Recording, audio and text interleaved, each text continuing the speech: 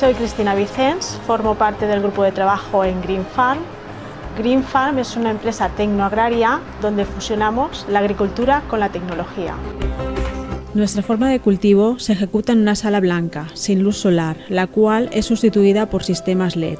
Contamos con un ambiente controlado donde parametrizamos temperatura, humedad, CO2, riego, ventilación y horas de día y noche para optimizar el tiempo y las condiciones de crecimiento de nuestras especies frente al crecimiento en su entorno natural. Las condiciones de cultivo de cualquier tipo de especie en campo están expuestas a inclemencias atmosféricas, como las bajas temperaturas, sequías, exceso hídrico, y también se ven afectadas por diversos insectos, plagas y enfermedades. En la naturaleza, el ciclo de crecimiento de los cultivos depende de la radiación solar, las temperaturas y los aportes hídricos, que no siempre son los idóneos.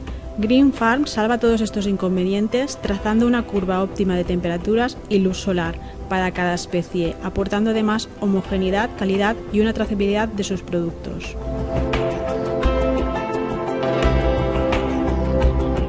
En Green Farm nos dedicamos al cultivo de especies medicinales y aromáticas, enfocadas a la industria cosmética y farmacéutica, a investigar las oportunidades derivadas de la aplicación de nuevas tecnologías en la agricultura, para conseguir la máxima eficiencia posible en el cultivo de especies que puedan resolver las demandas de los citados sectores industriales, así como las posibilidades para atender necesidades actuales y futuras con respecto a la escasez de productos agrícolas, abastecimiento de producción masiva, etc. Cultivamos especies de alto valor añadido originarias de otros países o con características de crecimiento en entornos difíciles, reproduciendo su ambiente para su óptimo crecimiento.